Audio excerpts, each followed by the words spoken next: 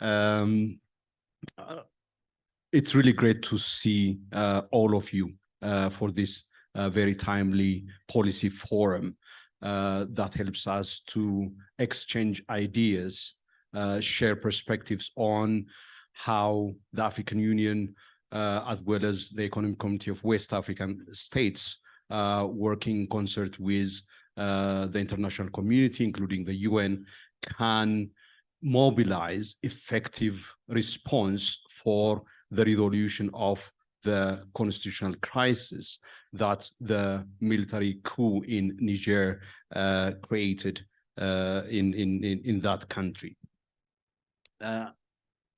Today, as you can see, is a week from the Peace and Security Council's convening on this issue on the 14th of August, 2023. And the outcome document of that session of the Peace and Security Council has just been released only about an hour or so ago.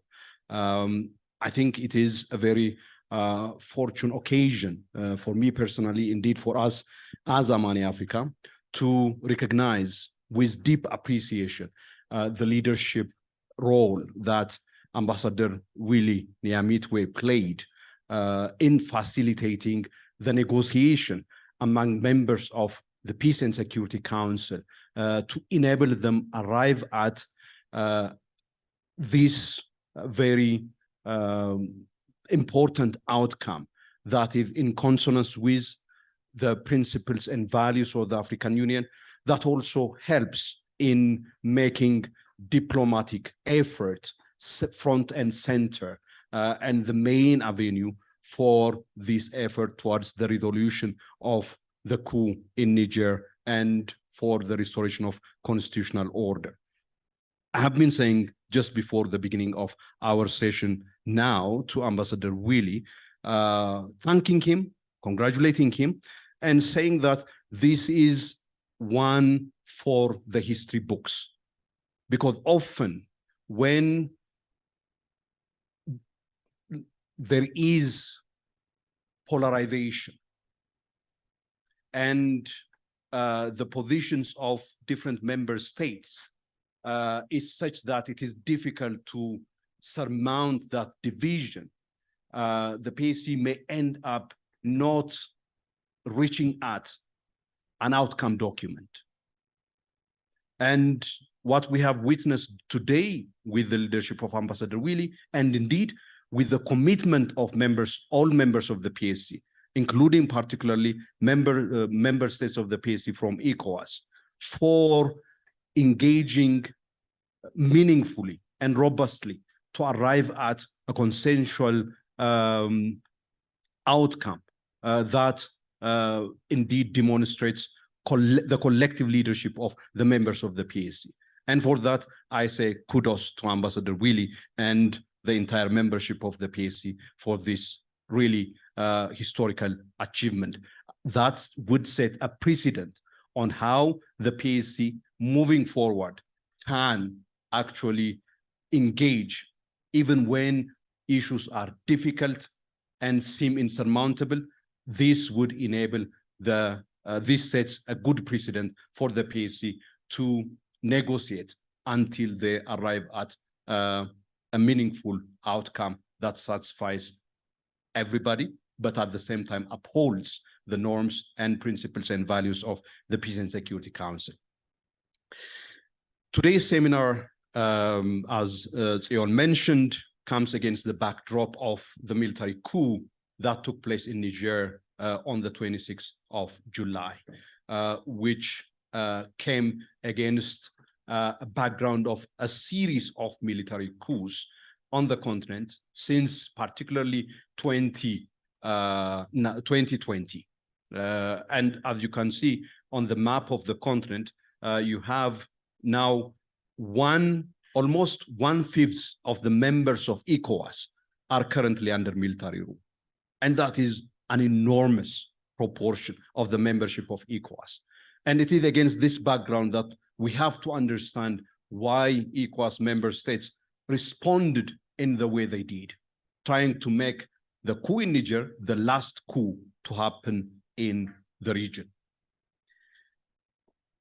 Understandably, it is this effort to make this the last coup that ECOWAS took the, what Professor, a Nigerian professor, Professor Jibril said, ECOWAS imposed the most severe regime of sanctions in the history of the region on Niger. Going even further, ECOWAS also decided to deploy the ECOWAS standby force in order to restore constitutional order in Niger. I think one can say that, ECOWAS front-loaded literally the hammer, the machine gun, and everything in between, all at once. And obviously that creates a bit of a difficulty in terms of creating a flexible environment for considering that diplomacy is actually, at the forefront and at the center of it. I think with today's outcome from the PSC session, there is a possibility for indeed recalibrating that engagement. Now, there are a few questions today's engagement would help us, and I would raise those few questions and stop my welcoming remark. One question has to do with the apparent support from the wider public, ordinary people, that we have witnessed in Niger. And it was not unique to Niger. It happened previously in other cases, such as, for example, in Guinea. And some of them, those, for example, in Mali, actually, the coup happened against the background of mass protest, as you may remember. All right. And I think we have to interrogate why do we see, if not active support for the coup, at least we haven't witnessed in Niger, for example, the people rising for defending constitutional order. And we have to ask why. And is it because the democracy that we speak of existing in these countries actually not one that really meets the expectations and needs of the wider public? That people are not, for example, receiving the kind of services that they wish to have, that the democracy is not securing them from the kind of violence that is being unleashed by terrorist groups, for example, in Sahel, including in Niger? Is it because actually the democracy that we call democracy has been depleted by elections with questionable legitimacy, extension of term limits in order to accommodate the prolongation of the stay in power of the incumbent, and the failure or inability of the state to meet the basic needs and expectations of the people? Do ECOWAS and AU norms also, that is, the other side of this question is, do ECOWAS and AU norms against coups, do they have the support? Do they have the buy-in? Do they have the legitimacy in the eyes of and on the part of African peoples? Do they have? And what is it that needs to be done in order to get that buy-in, that support, that legitimacy on the part of the wider African public? And related to that is, can ECOWAS and African Union norms against coups function effectively only through external pressure and inducement, only through the actions of elites at the national level, elites at the regional, continental, and international level?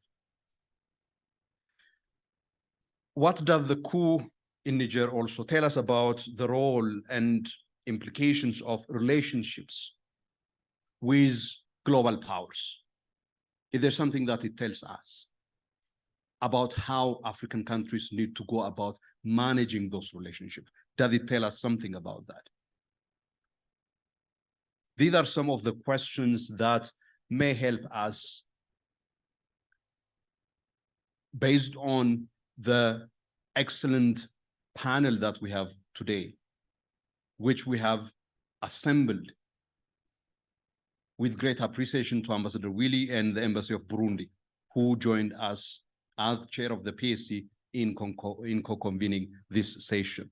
It would help us to learn lessons from the past 8 coups that happened since 2020. 8 coups. Mali and Burkina had 2 each, and 6 countries affected by coups during this period. What is it that, what lesson do we learn from that? What lesson do we learn, for example, from what I consider to be the original scene that has set the incentive for militaries to take power? And this is the power sharing agreement that was signed in Sudan, which legitimized the military. And since then, we have accepted the military to preside over and be part of the transitional process that is meant to restore constitutional order. And what lesson do we learn from that? So with that, I would like now to hand over to Ambassador Willie to lead us through the rest of the program. Ambassador Willie, thank you so much once again for your partnership as well as your leadership. And thank you each and every one of you for honoring our invitation to be a panelist and to participate in this event. Thank you. Thank you, Solomon. It's always difficult to take the floor after him. Thank you for the kind words. And I think you said it all. It's time now to go into the discussions, the debate. So I will be, I have been honored to be the facilitator, so I will do that. Thank you. So, je le ferai en 2 langues. I will do it in 2 languages, English and French. I hope nobody will miss anything throughout translation. Et je pense que, si vous le permettez, que je ne suis pas l'ordre établi, on peut faire un débat. Excellences, Mesdames et Messieurs, je reconnais ici des diplomates d'expérience et ainsi que quelques-uns qui sont aussi membres du Conseil paix et sécurité. Et je suis très honoré d'être à côté du représentant permanent de la CEDEAO auprès de l'Union africaine. Et je pense que lui et moi, nous avons traversé, et nous traversons toujours de durs moments, avec ce coup de plus ou ce coup de trop. Je ne sais pas quel qualificatif on pourrait le donner, un coup d'état de plus ou un coup d'état de trop. Voilà, je pense que, à tout seigneur, tout honneur, je pense qu'il se serait prudent et mieux d'accorder d'abord la parole aux représentants de la CEDEAO, une région qui est affectée par un certain nombre de coups d'État. Je pense que c'est la région la plus affectée maintenant. Et, il a si bien dit, avec la sévérité des sanctions, des mesures, c'est parce qu'à un certain moment, les gens sont fatigués. Et on se demande, who is next? And in terms of interrogations, I think you put all of them on the table. Je pense alors que je vais accorder la parole à mon frère, ambassadeur Francis, pour qu'il nous fasse ses observations par rapport à ce que cette région est en train de vivre et quelles sont les implications, en fait, ou les conséquences à moyen ou à long terme de cette série de coups d'État, de changement anticonstitutionnel et de gouvernement. Merci beaucoup. Et je voudrais remercier les organisateurs de cette séance parce que je peux dire que c'est la première fois que j'interviens dans une salle d'aussi haut niveau sur cette question du Niger. Normalement, j'ai une obligation de réserve, mais j'ai accepté de participer parce qu'il faut qu'on échange. C'est en échangeant qu'on a des solutions, qu'on a des idées pour mieux faire. Alors, effectivement, la région de l'Afrique de l'Ouest traverse de sérieux problèmes, des coups d'État successifs. Et je voudrais vous dire que je suis bien placé pour discuter de cette question avec vous parce que j'ai dirigé l'assistance électorale de la CEDEAO pendant 17 ans. Donc, tout ce qui amène à ces coups, nous le savons. Et moi, j'ai toujours dit que, premièrement, il faut que nous puissions respecter des principes que nous nous sommes accordés dans des documents. C'est la première condition. Respectons nos engagements, les principes, les normes que nous nous sommes posés. Aucune norme n'est parfaite. Il n'y a que l'œuvre de Dieu qui est parfaite. Mais une œuvre des hommes, il y a toujours quelque chose à corriger. Mais le minimum, c'est de respecter les tests que nous sommes imposés. Si nous respections ces tests au moins à 75%, à 50%, nous aurions moins de problèmes, de difficultés. Deuxièmement, nous sommes dans une situation où nos institutions ont des mécanismes pour faire face aux crises. Nous avons des mécanismes. Nous avons early warning dans nos mécanismes. Mais il y a un problème quand le warning est fait et la réaction. Ça, c'est un autre problème. Parce que quand nous prenons certains coups d'État, mais tout le monde a vu venir. Mais la réaction des institutions pour tacler, pour attirer l'attention, a mis du temps, si bien que le coup arrive et nous, on nous demande, mais c'est maintenant que vous prenez des sanctions et c'est là un autre problème. Donc, je voudrais dire, concernant la décision des chefs d'État, les deux décisions qui ont suivi le coup d'État au Niger, c'est pour mettre un holà à cette série de coups d'État qui subsistent dans nos régions, dans notre région particulièrement. Parce que si les chefs d'État ne prenaient pas cette décision, sur 15 États, si vous avez la moitié ou 10 États qui sont dirigés par des militaires, mais on va se poser des questions. Donc, il est normal que les chefs d'État, après avoir essayé la médiation depuis près de 3 ans maintenant au Mali, plus de 2 ans en Guinée, je faisais partie des équipes techniques de la CEDEAO qui ont fait des va-et-vient au Mali plusieurs fois, en Guinée, au Burkina, pour travailler avec ces États pour un chronogramme pouvant aboutir à un retour à l'ordre constitutionnel. Mais jusqu'à aujourd'hui, nous n'avons pas encore de résultats concrets de tous ces pays qui sont sous coup d'État. Alors, un 4e coup d'État, il est normal que les chefs d'État estiment qu'il faut mettre le haut là. Et nous entendons des critiques qui disent, oui, ce n'est pas prévu dans les tests de la CEDEAO, mais nous avons le régime des sanctions de la CEDEAO qui prévoit. Et les chefs d'État, dans leur décision, si vous avez lu là, je suis sûr que tout le monde ici a vu la décision. C'est les différentes sanctions prévues dans les tests qui sont mises sur la table. Mais bizarrement, tout le monde s'accroche à l'intervention et au déploiement de la force en attente. Mais avant le déploiement de la force en attente, il y a des étapes, il y a plein de sanctions qui sont énumérées. Et dans le régime, c'est le 15e alinéa de l'article 5 ou 6. Donc, moi, j'estime que la décision des chefs d'État, c'est pour mettre un holà à la série des coups d'État qui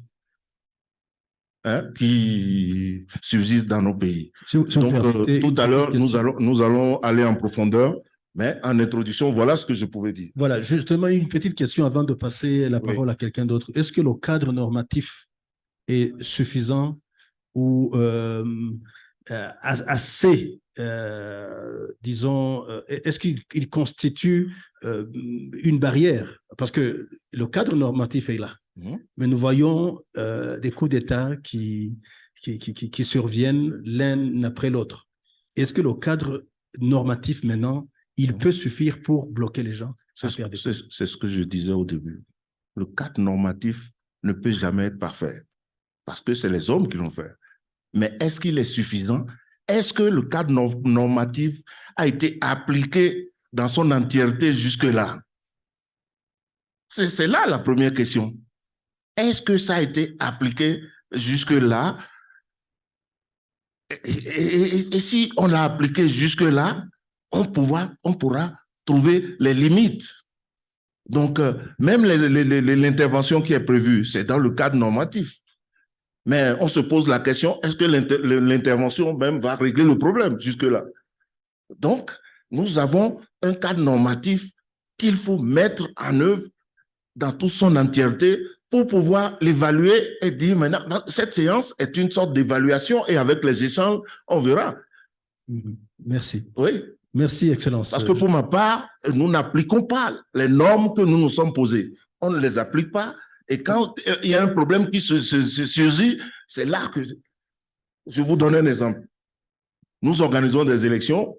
Toutes les institutions du monde envoient des observateurs et nous avons toujours dit, en conclusion, que tout se passe très bien et tout. Ouais, c'est après les élections. Maintenant, après les élections, est-ce que nous avons un mécanisme pour évaluer celui qui est élu par rapport à ce qu'il a prévu pendant sa campagne? Là aussi est une question. Parce qu'il faut que nos institutions fassent un suivi maintenant après les élections. On doit faire un bilan périodique et attirer l'attention de l'élu sur ce qui ne va pas et ce qui va. Merci. On y reviendra avec d'autres intervenants.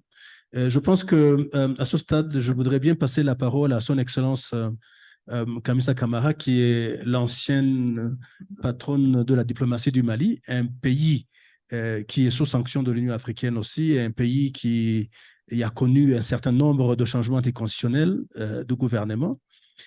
Excellence, elle intervient à partir de la plateforme Zoom en ligne. La parole est à vous, Excellence. Bonjour à tous et je remercie Amani Africa pour avoir organisé cet événement important. I'm going to do as the ambassador, I'm going to switch back and forth between French and English. Et je salue au passage mon grand frère Francis Oké, que je n'ai pas vu depuis bien longtemps et que je connais depuis une vingtaine d'années, qui m'a littéralement vu grandir professionnellement. So I'll start by saying that I have a very practical experience of military coups. I was chief of staff to President Keita when the coup of August 2020 happened in Mali. And really, as a disclaimer, I have to say that the ECOWAS was deeply involved in the pre-coup period. There were popular protests, so very visible signs of a fragile country, a fragile government, a fragile regime. I was part of the people responsible for hosting the heads of state mission of the ECOWAS, which visited Mali once, actually a month before the August 2020 coup. There were a series of virtual meetings with the ECOWAS heads of state between President Keita and the ECOWAS heads of state. And I have to say in retrospect that there were a few ECOWAS presidents, I will not mention their names, who did know what the solution was to the Malian crisis. They mentioned it multiple times during these closed-door meetings. Internally, I will not obviously say why, à cause du devoir de réserve, but these decisions were not made. They were not made, or they were made too late. So the ECOWAS had a perfect understanding of the situation on the ground. They knew what the regime, the Keita regime, risked. And we internally also knew that, well, somebody was going to get us at some point. because we were not responding to the demands of the people who were on the streets. Their demands were very clear, but we knew that this regime was going to be removed at some point. We didn't know when, we didn't know how, and we didn't know what the following events would be. We actually didn't even know if we would physically survive to the events. So all of this to say that military coups, and we need to really shift the way we think about them or analyze military coups, they're deeply domestic events. Whether the ECOWAS is involved, whether the African Union is involved, whether they, ring the bell and say, look, something is going to happen. Domestically, if the decisions are not being made, are not taken, a military coup can happen. And so this is not to innocenter la CEDEAO et dire que la CEDEAO est toute innocente, etc., but really to refocus the discussion on what is happening internally. And pre-coup periods are not always experienced through popular protest or visible ones. I was in Niamey last summer. I hosted an event there, and I remember that I had friends who were Nigerians who were in Niamey who even asked me if I really was sure that Niamey was the right place to host this event because there were rumors of a coup. And obviously on the international scene, oh my God, we're so surprised, we're so shocked that this coup happened. But you need to ask the Nigerians if they are shocked themselves. We might be shocked in the international community because Niger seems internationally and from the outside looking in as a very stable country, but inside the country, the feeling was very different. And this discussion reminds me of the situation that we had with the case of Mali, my own country, back in 2012. There was a military coup. Everybody was shocked. Oh my God, Mali was such a beacon of democracy because there was one peaceful transition from one president to the other. Mali seemed so peaceful from the outside. How can a coup happen, especially a month before presidential elections were scheduled? Well, things were not looking that neat and cool and calm from the inside. So, and these are the limitations of the African Union and the ECOWAS. As effective as the organizations can be, again, military coups, political turmoil can seem like they do not exist from the outside looking in, but military coups are definitely the result of instability from the inside, of the fragility of the institutions from the inside, and sometimes of decisions that are not being made by the leaders of the country.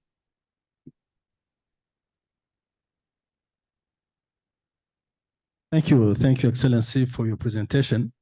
And I think the views are going to guide us in our discussions since you live this experience personally. I think now I can give the floor to Dr. Jide Okeke, the coordinator of the regional program for Africa. My brother, I met him in several meetings. And I always like when he takes the floor, he's frank and direct. Thank you, Your Excellency. Yes, because you are not a key player in the AU, not in the ECOWAS, so you can give us your views. Thank you so much, and good evening to all the distinguished participants. I have a PowerPoint presentation, but I promise you it's not going to be for more than 5 minutes. And the reason why it's not going to be for more than 5 minutes is because I would want you to read our report, the Soldiers and Citizens Report, which was launched just last month. We had not anticipated the coup in Niger, but virtually everything that is contained in that report seemed to explain aspects of the coup in Niger. And this is what I would hereby present to you. So we wanted to ask 8,000 citizens from countries where we have seen coups occur in recent times, and those countries where we've seen evidence of democratic transition, why coups are happening and how can we prevent coups, especially in West Africa. And the point that Dr. Deso made earlier, about this recurrence of coup in West Africa as an epicenter is one that we should seriously interrogate. And so in thinking about the problem around whether or how the Niger coup would be the last coup in West Africa, in Africa, one needs to understand what is driving coups. And by understanding what drives coups, we can begin to invest in ways that will prevent coups in future. And so the next slide, perhaps I need to stand up. The next slide is the most important slide, because this is a summary of what we consider to be quite important in explaining coups. There are specificities across countries, as Ambassador Kamara mentioned. But if you look at all of the coups that have happened since 2020, you find that there are certain triggers, which are, again, very specific to countries. There are proximate factors, and I will deeper into those proximate factors. Some of those factors are linked to insecurity. And it is not a coincidence that countries where we have seen coups have had not just insecurity, but protracted insecurity for the last 15 years. And it is something that is worth thinking about. We are also seeing a low threshold in terms of citizens' ability to tolerate protracted governance deficit. In the past, you find a situation where citizens would turn a blind eye to the multifaceted underperformance of governance in country. Today, those citizens are not necessarily comfortable. So they are cheering, not for military coups, they are cheering for change. And I think this is really an important point to underscore, that military coups are not popular in Africa. Democracy is still very popular on the African continent. When we interviewed 8,000 citizens across these countries, 45% of those from countries that have recently experienced coups did say that they still prefer democracy. Only 11% actually said they would prefer a non-democratic form of governance, right? And the reason why those 11% said they would prefer a non-democratic form of governance is largely because of democratic abuse. And most of what has been said by Ambassador Francis Okey is very spot on in terms of understanding the deficiencies around the quality of governance. Now, in terms of structural and proximate factors, we see a correlation, not a causation, between countries where we have seen low development over a protracted period of time. Niger was almost going to be an exception, But if you look at the table, the graph on the left-hand side, you see that most of these countries still rank very low when it comes to their governance index. They rank high, rather, when it comes to fragility index. And when it comes to macroeconomic performance, they continue to rank low, including Niger. So Niger is still better off compared to other countries that have experienced coups. But we see that correlation, especially in terms of vulnerabilities around instability. That's the first point. The second point is that, Niger gained independence in 1960, just the same year as Nigeria. So Niger has experienced 63 years since its independence. But in those 63 years, Niger has experienced military rule for 25 years, right? And we also see a pattern across all the countries where we have seen recent coups since 2020. All of those countries, if you aggregate their years of independence, over 300 years. Now, the years that they have been ruled by the military is over 200 years. So there is a political culture in some of these countries that embrace and supports coups as an alternative to governance. And I think this is an important point, which will be reflected in my recommendations. The last point is around regional response, because Dr. Deso touched on it. We are not doing so well in terms of how we're responding to coups, both the United Nations and regional entities. And this is very much evident in how the citizens have responded. When asked the extent to which some of these actors or multilateral institutions contribute negatively to the situation on the ground, 31% of those we interviewed did say that regional actors were contributing more harm than good. And I think this is something to rethink in terms of our regional responses. And the number is not so far-fetched when you think about the United Nations as well. And this is simply the voices of citizens. So what do we do about this? I think the first thing is, how do we strengthen not just our analytics, but how analytics drive our policy responses, but also programming. And here, we're calling for the development of a transition index that is able to not only provide real-time analysis around vulnerabilities, but that is also able to provide evidence to policymakers to be able to respond effectively.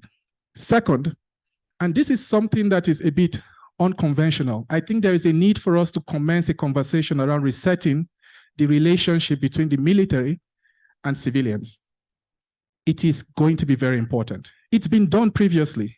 It is not, although there still remain vulnerabilities in countries like Ghana, but Ghana last experienced its military rule in 1993, right? There was a deliberate effort to reset the relationship between the military and the civilians. The same thing in Nigeria.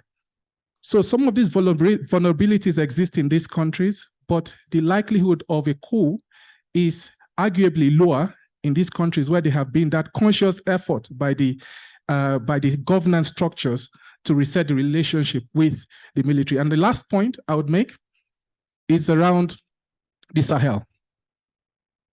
This is a region where we spend typically on peacekeeping mission $1.3 billion every year. And we've been doing so for at least a decade, right? I was at the African Union when we launched MINUSMA in June 2013, right? And MINUSMA still exists today, between 1.2 and 1.3 billion every year. The same thing with MINUSCA, right, in Central African Republic. We are not saying that security investment should be reduced, because security actually contributes to governance. But there has to be a proportionate investment that also privileges some of these political, socio-economic conditions, jobs for young people. It's important, because if you do not have that, you create those vulnerabilities. And the youth have a way of legitimizing, non-democratic means of government, at least, or utilized or instrumentalized by the military. I think I'll stop here, but before I end, this is what we're trying to do with the African Union, to say that we would always find that there are challenges with transitions. Transitions increasingly, even beyond coups, are becoming disruptive. So how can we create a facility to support inclusive transitions? And I can come to that during the discussion session. Thank you so much for listening.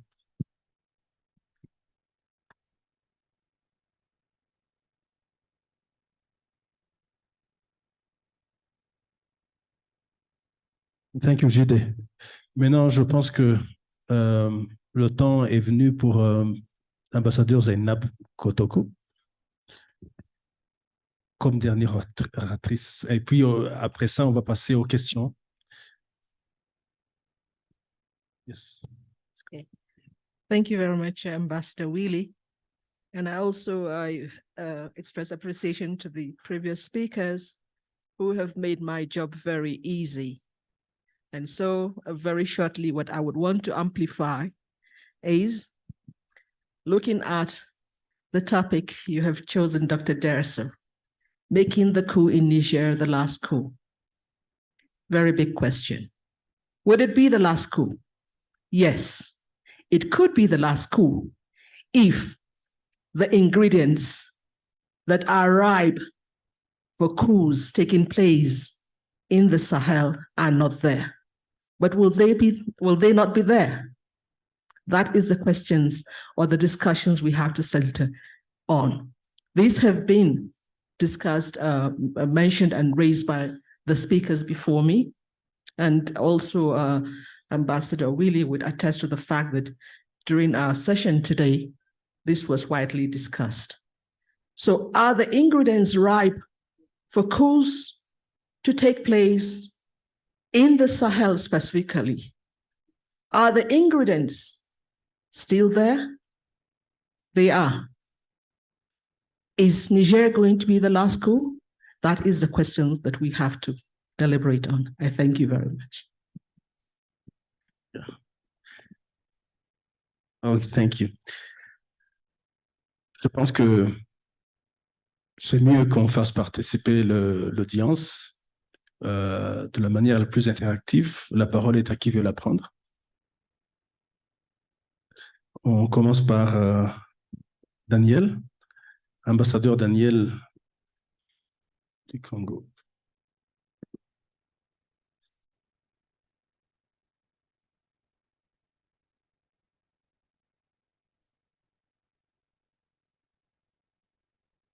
Je sais que le docteur se souvient de moi parce qu'à Nairobi, dernièrement, là où on lançait l'AFSID,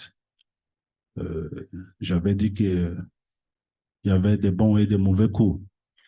J'espère que vous êtes d'accord avec moi. Première question.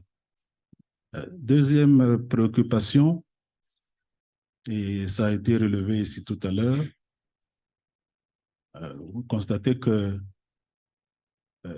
c'est un problème de qui se met devant entre les militaires et les civils. Vous avez deux bons exemples. Le Mali, où les civils étaient devant, il n'y avait pratiquement plus d'État, et les militaires ont ramassé un premier mur. Et de l'autre côté, le Niger, les militaires sont devant, et les civils ont accompagné. Alors, ça devait nous faire réfléchir sur la question des relations entre les civils et les militaires. Vous voyez, la CEDEAO qui mobilise les militaires pour aller au Niger, mais les militaires vont rencontrer d'autres militaires.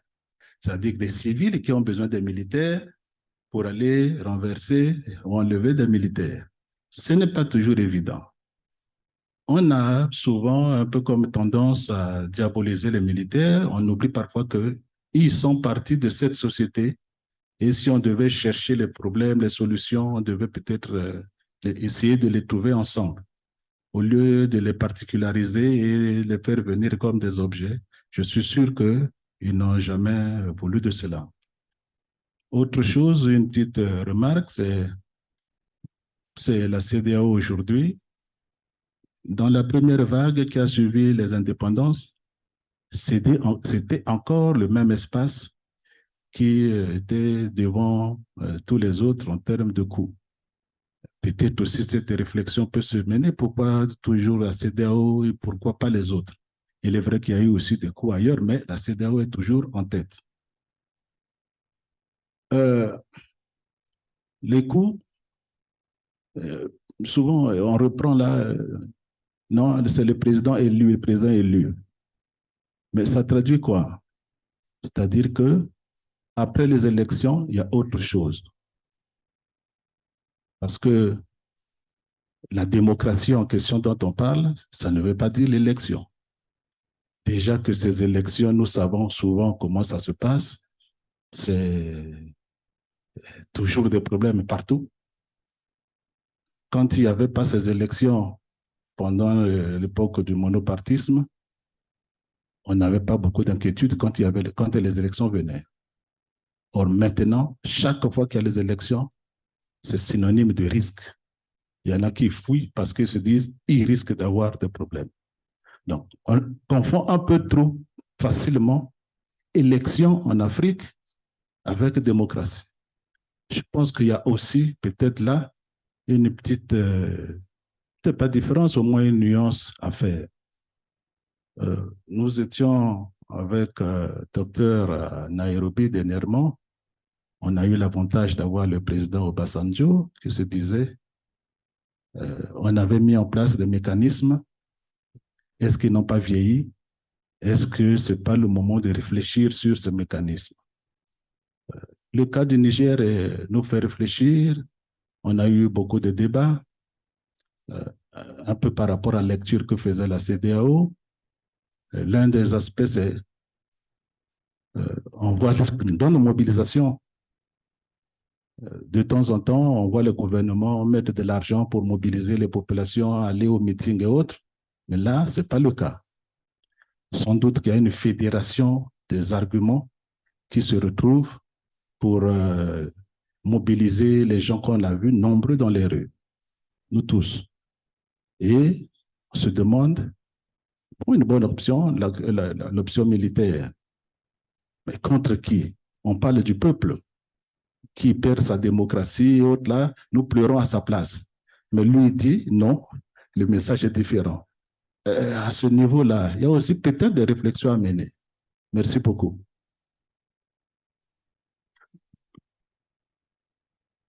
Merci. Le micro ici.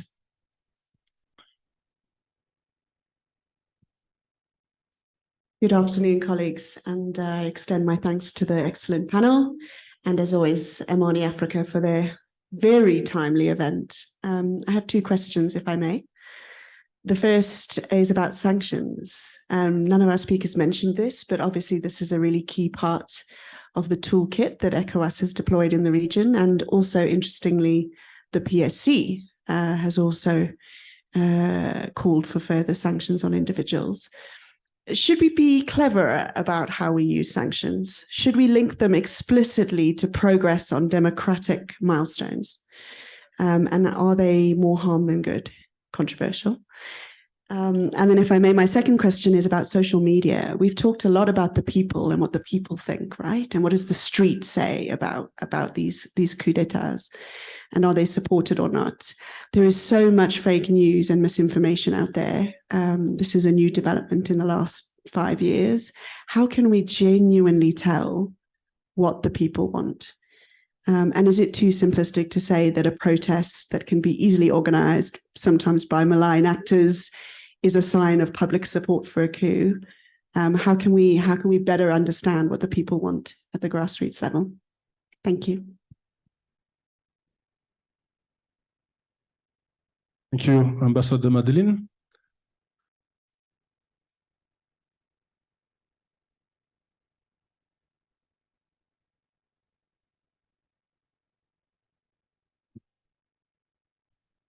So we actually also have participants online. So if we're done with the, okay, so maybe.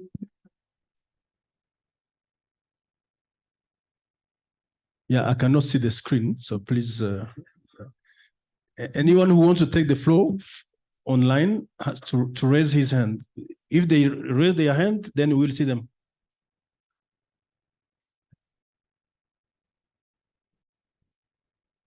So, good afternoon. Also, thanks at least to this excellent panel and this timely discussion at the moment. I would come back to the point that Mrs. Kamara made during her input here.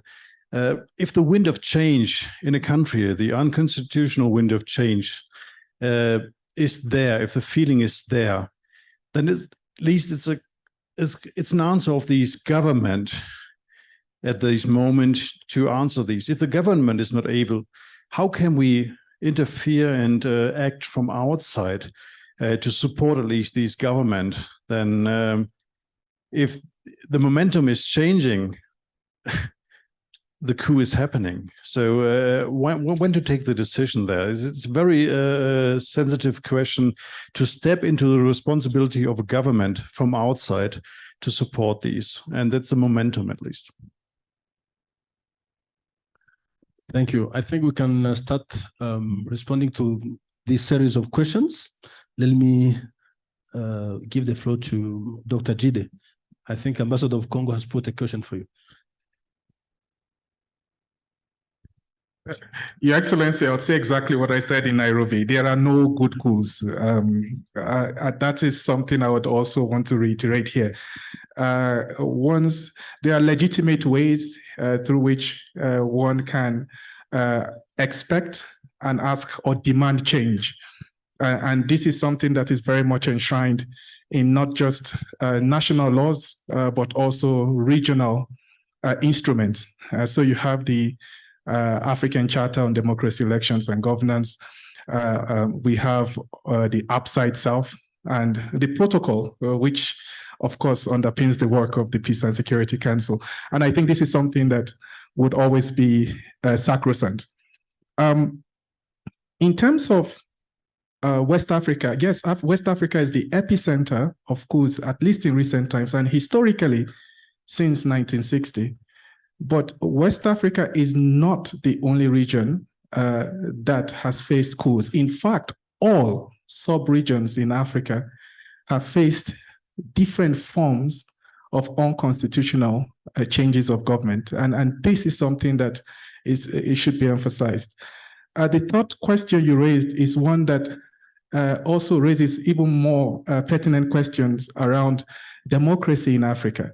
For the last 15 years, we have been emphasizing this positive change and trajectory around democratic governance.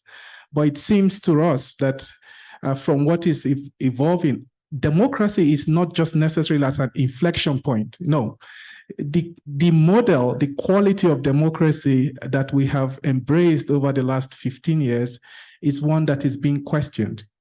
And, you know, when you ask the African Union, how many elections have they monitored? Okay, they would say, well, in 2023, we are observing 17 elections. In 2022, we observed X number of elections. But it seems that that does not necessarily translate into deepening the quality of democratic processes. So this is something that we really need to begin to change.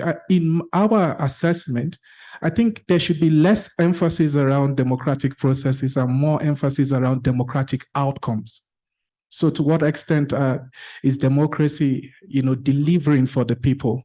Or are we seeing that democracy over the years has been used as a legitimizing tool to simply promote regime security, which is to some extent what has happened? I think the question you raised around sanctions is also one that we have empirically analyzed, and sanctions right now, as currently configured, seem not to be working or seem not to be effective. Because largely what it does is that it harms the people. Some of these coup plotters have dual citizenship, which we don't often talk about. And so their social base is not necessarily in Burkina Faso or Mali. It's somewhere else. I once interviewed Ellen Salif, and she asked me a question, where is your family based? He said, are you married? I said, yes. He said, where is your family based? I said, well, they're in England. She said, you see, that's the problem. We are the problem. The middle class is the problem in Africa. So to what extent are we bringing back our families here and investing here on the African continent? And to what extent are we able to promote stability and spaces for stability as well? And I think this is a problem that needs to be resolved, because if you look at some of these coup plotters, the same thing applies. So regime sanctions does not work. It has not necessarily, but it has to be targeted. And once it is targeted, you can begin to see its effectiveness. The last point is around social media engagement. I think that's why we wanted to interview citizens. Like, we did not want to rely on what we see on the media. So by interviewing 8,000 respondents, we really wanted to understand the nuances around this ephemeral support for coups. And I think in our report, we demonstrated how transient it is. And this is something I feel we should continue to explore and dig into. My last point is that, you know, when former President Obasanjo launched the report on soldiers and citizens, he said that we have not seen the last of coups. There's another one coming. Of course, I don't know if he was referring to Niger. But the reality is that there seems to be sound analysis out there. We seem to have this anticipatory analysis around vulnerabilities, around instability. But to what extent are we utilizing the information coming out of these countries and investing in a way that would help us insulate ourselves from escalation? I think that is the question that needs to be raised. Hopefully we can address that with AFSIT. Thank you so much, Your Excellency. Thank you. There's another question that was sent to Her Excellency in Camara. If she's still with us online. Je suis là, je suis là. Moi, j'aimerais d'abord répondre aux commentaires que l'ambassadeur du Congo a fait sur la relation entre les civils et les militaires. Et dans le monde francophone, nous semblons oublier que dans les pays stables, dans les démocraties modernes, les militaires sont subordonnés aux civils. Ce n'est pas un sujet qui est débattu, c'est une norme. Le militaire est subordonné aux civils. Et donc, lorsqu'on parle de bons coups, mauvais coups, on est en fait en train d'exposer tout le problème de la CEDEAO. Vous avez 4 enfants, certains d'entre nous ici sommes des parents, vous avez 4 enfants, ces 4 enfants commettent la même faute, mais vous, en tant que parent, vous punissez cette faute de manière extrêmement différente selon l'enfant. Si c'est l'aîné, vous le jetez de la maison, vous lui coupez les vivres, et quand c'est le petit dernier, eh ben, on le menace et on le laisse et on le chouchoute et on lui dit que tout va bien se passer. Qu'est-ce que ça dit de vous en tant que parent? Est-ce que vous êtes un parent responsable? Est-ce que vous pensez qu'on va vous prendre au sérieux? Est-ce que vous pensez que vous allez, en vous comportant de cette manière, promouvoir une cohésion familiale? Mais bien sûr que les enfants entre eux ne vont pas s'aimer. Il y aura des ressentiments, il y aura de la rancune. Je suis désolée de ramener ce problème aussi complexe qui est l'inconstance de la CEDEAO et de l'Union africaine à un exemple aussi basique, mais il me semble que voilà le problème fondamental de nos organisations régionales et sous-régionales. Un coup d'État est un coup d'État. Après, vous pouvez avoir votre opinion personnelle sur les justifications qui ont été apportées au coup d'État. Il y en a beaucoup qui comparent effectivement le coup d'État d'août 2020 au Mali à celui du Burkina qui est intervenu quelques mois après, ou même celui de la Guinée, qu'on semble oublier quelquefois.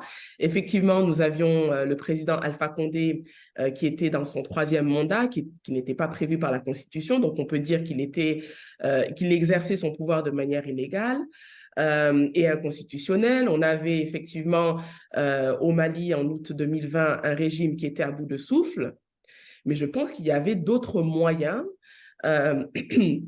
de pousser ces régimes-là vers la porte. On a des parlements, des assemblées nationales qu'on oublie souvent, qui peuvent, par exemple, émettre des motions de censure contre un gouvernement et qui peuvent en fait pousser le régime à la porte, mais de manière constitutionnelle et de manière pacifique. Donc, je pense qu'il faut vraiment se pencher sur ça. And to switch quickly in English, I think the main issue that we are having here is an issue of rule and order. It's a battle of rules and norms. Either we decide that we want to live in a jungle where anybody can come up one morning and take up power, or we live in an orderly world where there are international norms that are applied everywhere the same way. And this is what we're defending. C'est un choix que nous devons faire en tant que Ouest-Africains, en tant que Sahéliens. Soit nous vivons dans un pays dans lequel on n'a pas de règles, dans une région dans laquelle les règles dépendent de ceux qui les brisent ou qui enfreignent la loi, ou on vit dans un monde qui est ordonné et voilà que nos problèmes ne paraissent pas aussi grands que cela. Et je dois dire, je vis aux États-Unis, un pays dans lequel je vis une vie très confortable parce que les institutions fonctionnent, tout fonctionne, j'ai l'électricité, j'ai mon Wi-Fi qui ne part pas. On a eu Trump pendant 4 ans, je vous assure que c'était le pire président que les États-Unis ont connu, et pourtant les institutions ont tenu. Elles ont tenu. À la fin de son mandat, il est parti et on a élu un président qui était beaucoup plus raisonnable, si je peux dire ainsi.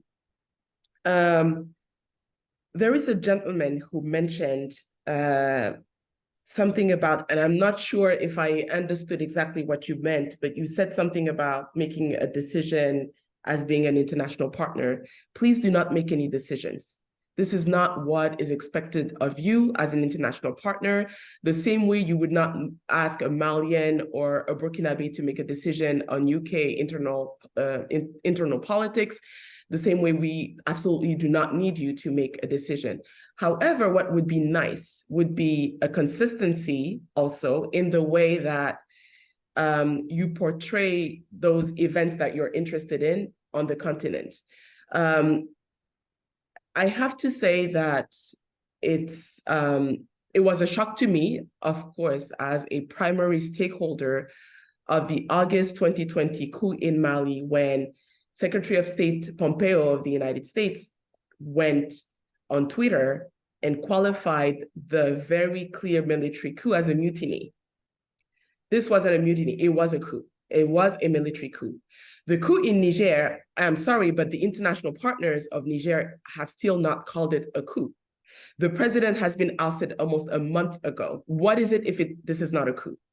So what you can do as international partners is being consistent and is being honest. This is all that is required of you. Thank you. Merci beaucoup pour vos observations. Je vais donner la parole à Francis. Je pense que l'ambassadeur du Congo aussi a un peu touché les États de la CEDEAO. Voilà, la parole est à vous. Merci pour vos contributions. Je suis entièrement d'accord avec vous. Nous sommes dans un lieu d'échange. Et je voudrais revenir sur l'exemple de Kamisa. Quand vous dites qu'un parent punit plus, la même erreur est commise par l'aîné, le cadet, le deuxième, le troisième et le quatrième. Moi, en tant que parent, je vais frapper plus fort le quatrième parce qu'il a vu les sanctions que j'ai données au premier et il répète la même erreur. C'est de ça qu'il s'agit. Nous avons vu tous les efforts que la CEDEAO déploie depuis dans les médiations et tout, dans tous les 3 pays qui ont dévancé. C'est pour ça que les chefs d'État ont voulu un peu hausser le ton.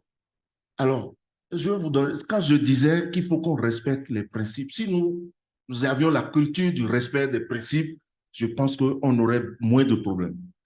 Nous respectons les principes quand ça nous arrange. Pourquoi je le dis? Avant cette rencontre, un ancien chef d'État de la sous-région m'a appelé. Il a fait ses 2 mandats, sans coup d'État, mais il est parti. Alors, il me dit, oui, vous la CEDEAO, comment vous pouvez prendre des sanctions qui ne sont pas dans le traité? C'est le traité de la CEDEAO qui est ratifié par les parlements. Je dis, mais et les protocoles et les régimes, le régime de sanctions? Il dit non. Parce qu'aujourd'hui, il n'est plus chef d'État. Je dis, mais vous avez les contacts de ceux qui ont pris la décision. Discutez avec eux pour qu'ils c'est pas moi qui ai pris la décision. Oui, vous êtes un chef d'État, vous avez toujours les contacts de ceux qui ont pris la décision. Pourquoi aujourd'hui vous n'êtes plus chef d'État? Vous estimez que... Et quand vous étiez chef d'État? Ah oui, mais je ne peux plus te parler avec toi comme un petit frère. Je dis non, je réagis. Moi, je représente une institution qui a pris une décision. Je suis obligé de mettre en œuvre. Mais vous, en tant que chef d'État, vous avez les moyens de discuter avec vos anciens collègues que vous connaissez. Voilà l'ambiance dans laquelle nous vivons.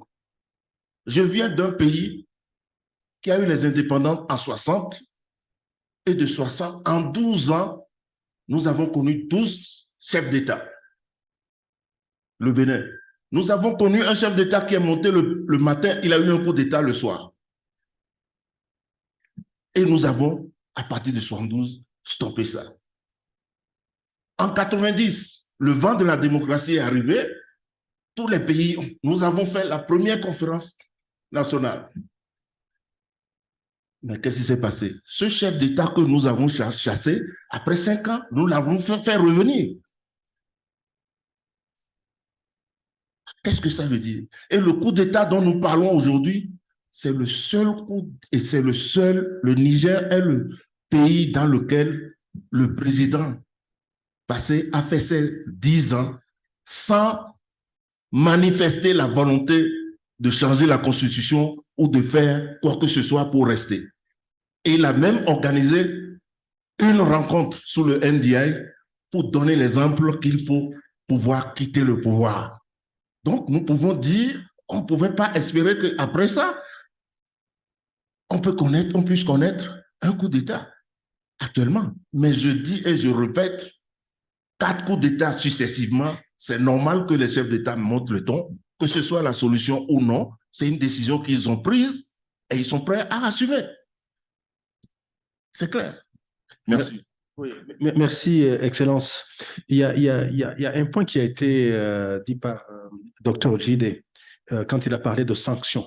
Il a parlé de sanctions ciblées. Si on revient sur les sanctions qui sont imposées au Niger, et globalement comme si c'était imposé aux Nigériens, parce que je viens aussi d'un pays qui a connu des coups d'État, qui a connu aussi des sanctions économiques, embargo, etc. Là, je le dis non pas en tant que représentant permanent du Burundi auprès de l'Union africaine, je le dis comme individu. Est-ce que vous pensez que les sanctions, ça touche nécessairement les auteurs d'un coup d'État ou ça touche le citoyen lambda qui ne sait rien, qui a juste vu les choses lui tomber sur la tête? On ne peut pas dire que les sanctions visent à mettre la difficulté à la junte. Mais il y a des dégâts collatéraux. On ne peut pas faire d'omelette sans casser les œufs. Ah oui. Vous, aujourd'hui, prenez le cas du Mali. Nous avions eu des manifestants dans les rues et tout au début.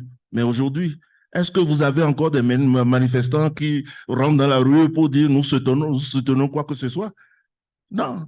Donc, bon, je suis d'accord, il y aura les dégâts collatéraux, mais la CEDEAO dit une intervention. Mais chacun interprète. Tout à l'heure, on me dit c'est une invasion. D'aucuns disent c'est une guerre. Dans les décisions, on n'a jamais parlé de guerre. On a dit une intervention chirurgicale, c'est ciblé, ça vise un point donné. Quand on est atteint du cancer de sein, on fait une intervention dans la partie du sein qui est atteinte. Et c'est de ça qu'il s'agit. La CEDEAO ne peut jamais décider d'aller bombarder un pays, d'aller... Non, mais c'est l'interprétation que les gens donnent. Et quand on voit la décision, nous avons dit, pas nous, les chefs d'État ont dit, toutes les mesures, ce qui n'exclut pas. Mais on s'accroche à ce qui n'exclut pas et on dit oui, on a sanctionné, on veut faire une invasion. Non, moi je suis du Bénin voisin du Niger. Mon papa a travaillé au Niger, donc j'ai un lien avec le Niger. Mais quand vous voulez de l'ordre, il faut des sanctions. Une communauté sans sanctions, ça fait le désordre. Voyez-vous, pourquoi on ne peut pas, si nous adhérons à la démocratie, pourquoi ne pouvons pas nous attendre, même si vous avez des choses à reprocher au pouvoir qui est en place, mais vous avez le pouvoir d'aller aux élections, de mobiliser les gens et de gagner le pouvoir. C'est de ça qu'il s'agit, c'est cette culture que la CEDEAO veut imposer aux gens. Vous n'êtes pas content, attendez la fin du mandat aux États-Unis. Ce n'est pas tout le monde qui est content. On attend la fin du mandat dans les autres pays qui font la démocratie. Et c'est de ça qu'on parle. C'est ça. Il faut qu'on attende la fin du mandat, mobiliser si vous avez des raisons contre le pouvoir en place, vous développez pendant la campagne vos arguments et vous gagnez le pouvoir. Voilà. Merci. Pendant qu'on ouvre aussi le débat pour prendre une autre série de questions, on vérifie, please verify if no one is asking for the floor online. Okay. Yeah, I think we do have a few people who have already Switch on your microphone. Yeah, it's actually switched on. Okay. Yeah. So maybe I'll give the floor to our IT to permit the people to talk, please. Yeah. We can start with Wafulo. Yeah.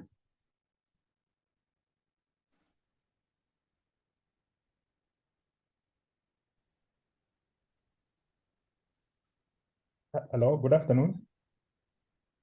Good afternoon. We can hear you, Afula. You can take the stage. Thank you very much. First of all, I want to express my deepest appreciation to Amani Africa for hosting this event, and also the panelists for sharing with us this rich and robust discussion at this particular important historical moment. I have three elephants in the room that I want to tackle. The first one relates to the issue of good coups. I'm sure all the the panelists are aware of the African Union High Panel on Egypt that came up with a report that was adopted by the Peace and Security Council, and then also the Assembly of AU Assembly also welcomed that report and went ahead to call for its effective implementation of its recommendations. So in that report, it laid out the criteria for what has come to be regarded as good coups. So why are we avoiding to address this recommendation to find out whether what has taken place in Niger and other countries that have undergone coups, whether those coups qualify under the criteria that was established by this report that was adopted by the Peace and Security Council and also endorsed by the Assembly. The second thing I want to tackle there's a common denominator in these coups that are taking place. And I listened keenly to the GITA report on the soldier and the citizen, but I didn't see it discussing that common denominator. And that's that, is it a jinx or what is it that all these coups are taking place in former French colonies or Francophone countries? Is that, what is the correlation for that? And is that, why did the report address this study? Did it address that common denominator? And or if it not, why did it avoid addressing it? And the third elephant I want to address is the fact that the capacity or the institutions that are called for in APSA that are supposed to prevent this kind of situations have all been weakened, almost rendered ineffective. We can go down the line, the APSA institutions like the Panel of the Wise and the Continental Early Warning, the IPRM. All these are very effective mechanisms that were recommended and adopted in APSA. They were very much effective during the past 10 period of the existence of the AU, but we find them been weakened, and even some of them have been almost eliminated from the AU institutional arrangement. So how can we talk about building up the capacity of the AU to be more robust in transitions and also to prevent this kind of incidents when the institutions that are supposed to deal with these issues are being weakened or being eliminated? And even the AU at the moment is maybe one of the worst managed organizations in the world. And how do you expect it to take a proactive or even active role in addressing this kind of problems? Thank you. Thank you, Afulu, for those questions. And then we have Nuruddin Aziz. Maybe you can take the floor. Yeah, thank you very much. Let me also congratulate Amani Africa for putting up this very important dialogue, and to also thank the panelists for the good job they've done so far. Let me start by saying that I think one of the biggest problems we have as of today is to dehumanize or to demonize the military when it comes to this issue of coups. Probably we should look at it, and that creates a sort of friction between the military class and the political class. The military is an instrument of the state. It's a political instrument used by the state. If you have a tool and you don't use it appropriately, that tool can become counterproductive. And I want to lend myself to the, the point raised by our dear sister, Ms. Kamara, with regards to the equal treatment. The military are not trained to plan coups. There are no military institutions in the world where militaries are trained to plan coups. Military are opportunity. They are opportunists. They capitalize on the dictates of the moment. And remember, these same military are the ones that are in the presidency. They know what is going on. They understand all what is going on.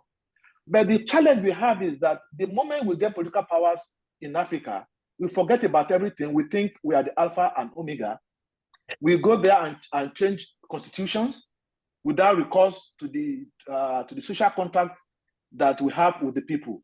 So I think we need to address the fundamental problem, which is bad governance. So long as the issue of bad governance is not addressed, honestly, we'll have a challenge dealing with military coups. Secondly, we need to look at the trend of the coup d'etats in West Africa, as it were. Like somebody just said now, it tends to happen in Francophone countries. Why? I think these are the issues that we need to reflect. Is this a renaissance by these people? All right? So rather than just to jump up and say, look, stop, because if you don't, what we tend to be doing now is that we're addressing the symptoms and not the root causes. And so long as we continue to address the symptoms, then we cannot get out of the woods. So there is a fundamental need, especially for ECOWAS, to sit down and have a review of these trends. Why are these happening? Talk to the people. Listen to the people, like the UNDP did, the research that has just been done by the UNDP, which Dr. Okeke presented. We need to talk to the people because the people are the ones who are in the shoe and are the ones that are feeling the pain. Now, the other issue I want to talk about is the issue of the normative instruments that we apply. Are we applying these normative instruments equally? How effective are these normative instruments? If you are using a tool to do the same work every time, you should not expect a different result. I think the ECOWAS response in Niger, needs a bit of thinking outside the box. We applied this tool in Guinea, we applied it in Mali, we applied it in Burkina Faso. It's not yielding any fruit. So I think we need a sort of reflection to go back to the drawing board to say, look, why are these things not working? So lastly, I would like to say that there is a need to look at, like the other issue of the internal dynamics within a country. What we see outside there is different from exactly, it's like a tsunami. It's like a tsunami. When these things are building up within the country, nobody brings it to the fore. But the population are suffering. So the only option they have, like I said, the military are opportunists. When anybody comes up and says it's going to save the country, it's like it's like the desperado of a drowning man that can hold on to a serpent. So I think we need to look at it from that perspective and do more in the area of responding to early warning. All these early warning signs are there, but the early response was not there. So I think that is an area that we need to work more on. Thank you very much. Okay, thank you so much, Nuruddin. I think there was also Desiree who raised his hand, but I don't know if you still have the question. If you can hear us. Yep, okay. I do. Can you hear me? Yes, we can hear you. Okay, thank you very much. Thanks to the organizer, thanks to Amani and the partners. Two quick questions. My first one has been kind of touched a bit by the previous participant, is about the role of France. What happened is not happening just in ECOWAS. It's happening within the so-called Francophone Africa, or the focus. Now, can we get a solution, a sustainable solution to that issue without bringing up the role of France economically, politically, and militarily in the region? And any one of the panelists can take on. And the second question is more about the legal issue. I didn't hear more about the legality of the intervention planned by ECOWAS. Can ECOWAS legally intervene militarily in Niger without the formal approval of the UN Security Council? Could you please help us to understand that? Thank you. Okay, thank you so much, Desiree. So I think the other questions which have been written to us from online participants are more or less similar to the ones that were raised, but maybe just to mention a couple. There was a question around why is the case of Niger special? I think it was forwarded for ECOWAS representative. So perhaps maybe to expound on that. And then there was another question to somehow reflect on geopolitics and what this could mean in terms of what's happening in Niger. What kind of role can external actors play, whether it be constructive or to fuel what is happening in Niger right now? Yeah. Merci. S'il y a d'autres questions, on peut les prendre aussi de la part de...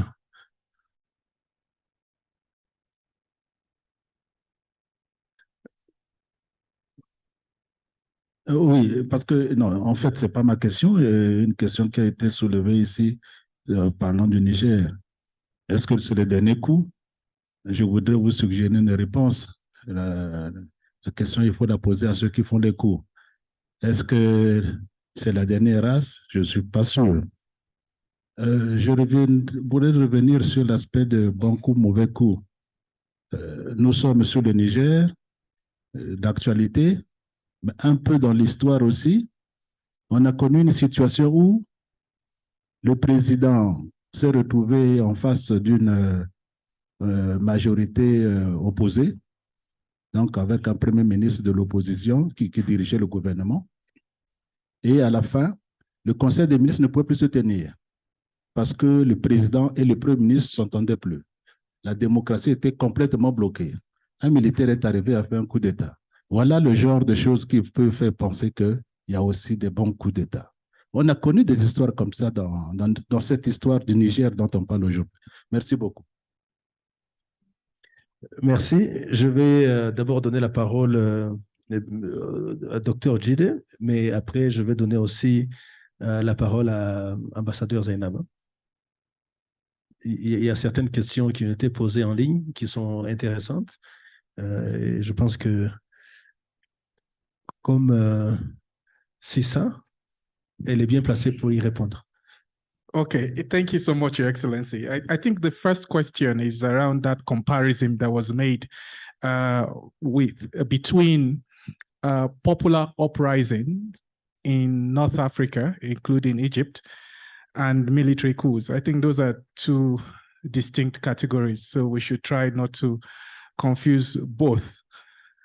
But if one looks at in terms of how we interpret norms, what you find is that there are sometimes deviations and inconsistencies in the application, which tend to lend itself to politics or political determination. And it's not something that we can suspend when we are thinking about the interpretation and implementation of rules or normative frameworks. So I think it was about 10, 15 years ago, there was an article, I think it was an headline article in New York Times, which says, Chad, the new superpower of Africa. I don't know if anyone saw that article. It was a very fascinating article which made a strong argument about how Chad was deploying its forces and creating stability or islands of stability across Africa. Now, when Idris Deby passed away, there was the way in which the whole transition in Chad was then interpreted was because of the strategic role of Chad in the region. Again, this does not lend any credence to predetermined normative frameworks, right? So there would be certain political determination that cannot necessarily be taken into account when it comes to normative formulations. Now, in terms of this issue around the coincidence between Francophone countries and coups, I think it is, for now, it is not a sustainable argument to make. And I would explain why. So far, we have seen 7 successful military coups since 2020, but also 3 unsuccessful coups since 2020, right? And there have also been allegations of coups in certain countries or attempted coups in countries where are not necessarily Francophone countries. The Gambia, Sierra Leone, as examples. Though they were not successful, But then if you begin to have that argument around the consistency between Francophone countries and coups, it's not sustainable. In historical context, we've had over 300 coups in Africa since 1956, right? And it's been vast across countries where we've seen, you know, Portuguese influence, Anglophone influence, Francophone influence. In my country, Nigeria, you can say the same, where a third of our post, you know, colonial independence was under the military rule, right? In recent times, we also have Sudan.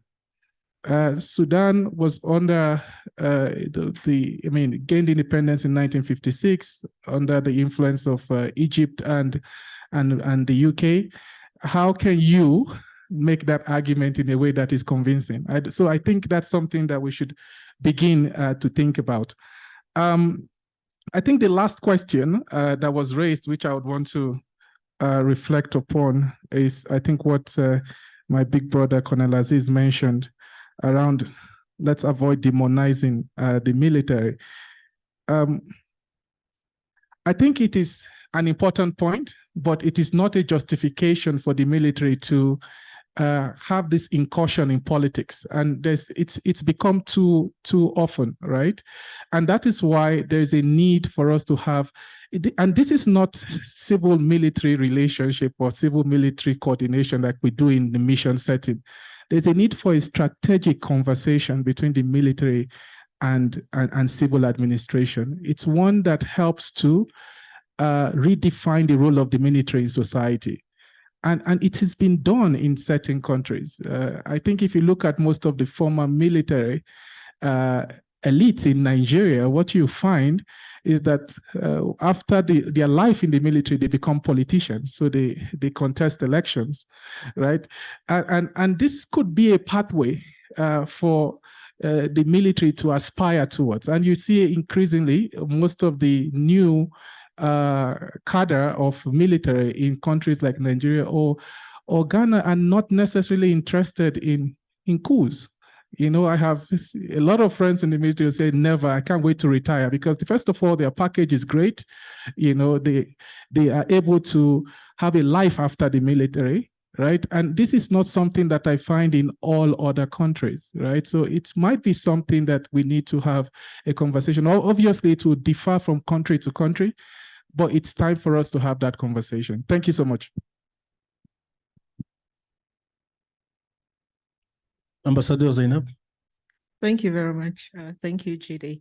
I'd like to go back to a question that was raised by Ambassador Amelia regarding the social media and so much fake news regarding what we see about the support or not for the coups. And especially, I will contain myself to Niger. The realities on ground do confirm the popularity of the coup, unfortunately for us.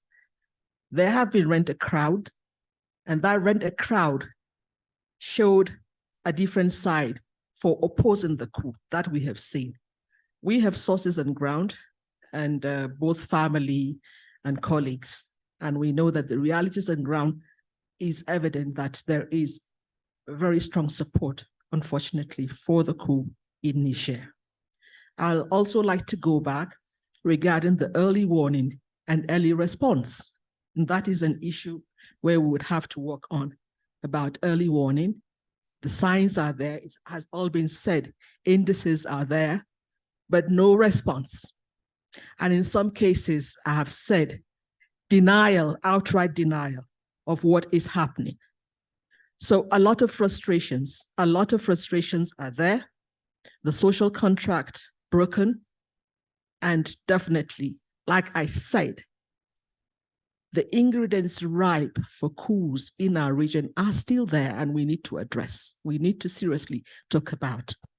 There was a question about the weakness of some institutions, like the panel of the WISE and the APRM, which is true, which I think the African Union needs to address. Another issue that came is about the double standards in some of the ways we deal with events. And we have seen that sometimes there was a concern or the PSC was accused of using double standards in the way they pronounced what happened, for example, in Chad, and then against what happened in Sudan. In fact, during the PSC session on Sudan, it was highly polarized. I think that was the first time the PSC went into vote to take a decision. So we need to be consistent, and we need to have the same type of sanctions or whatever that we for defaulting members. Regarding sanctions, sanctions are very are weakening especially in Niger. I know that ECOWAS is doing it for a reason, and one of the reasons might be, or the strategy, is to turn the populace against the coup leaders. So far, we haven't seen that.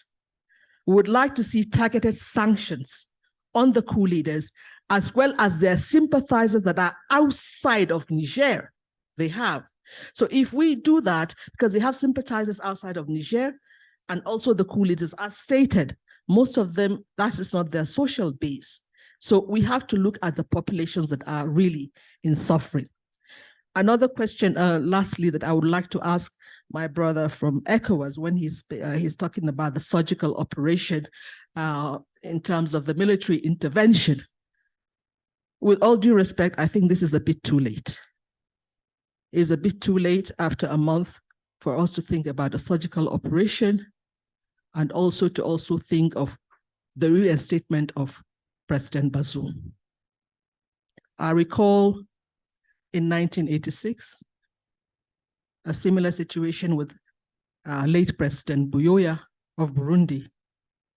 It took a week for the countries surrounding Burundi, a landlocked country, to have a blockade, which resulted in President Buyoya handing over to the elected president. But now in Niger, we don't have that option. You cannot blockade Niger. Looking at what is happening already, we have Burkina Faso, we have Mali that have said they're siding with Niger. You cannot go to Libya. I do not think Algeria would allow any blockade from their own border. Chad as well. So going forward, sir, what is it that we need to do to resolve this lingering crisis in Niger? I think that is the way forward, what we should look forward to. Military intervention, a deterrence. They did not shake their head at all, the junta. They do not seem to be scared of military intervention. So I think we have to look at something else and go forward from there. I thank you very much. Merci, Excellence. Merci beaucoup. Mais comme une question a été posée à l'ambassadeur Francis, sans sortir de votre devoir de réserve. C'est laquelle? Je pense qu'elle a parlé d'intervention militaire, que c'est tard, de sanctions, etc., mais d'une manière sobre. Voilà, d'une manière sobre. Mon avis personnel, alors que nous sommes connectés partout. Ce n'est plus personnel. Non, je parle ici au nom de la CEDEAO. Voilà, bien sûr. La CEDEAO a pris la décision. Il y a des idées ici qui ont été émises. Nous allons les transférer aux décideurs et ils vont apprécier. Ils vont apprécier. Mais je tiens à dire, j'ai parlé de mon pays où il y a eu 12 coups d'État.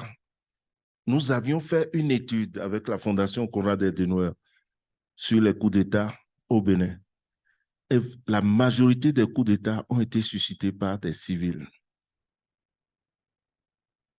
La majorité des coups d'État ont été suscités par des civils, des leaders de partis politiques qui, parce qu'ils ne sont pas au pouvoir, ont suscité les militaires pour...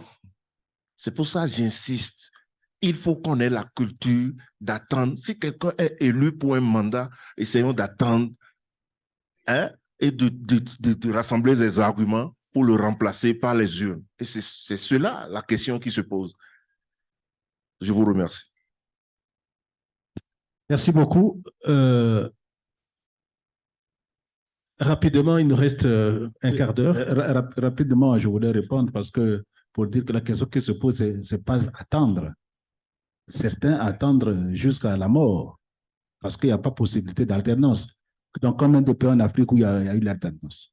Oui, c'était.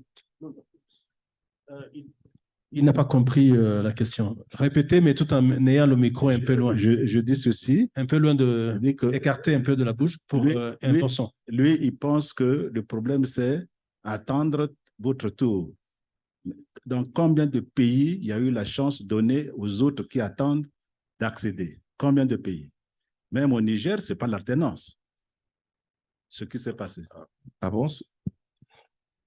Mais c'est le même pouvoir. On ne peut pas dire que... Oui, c'est le même pouvoir, ce n'est pas la même personne. Ce n'est pas l'alternance. Quand on parle de l'alternance, ce n'est pas ça. Si nous voulons faire la démocratie, essayons d'instaurer la culture de la démocratie.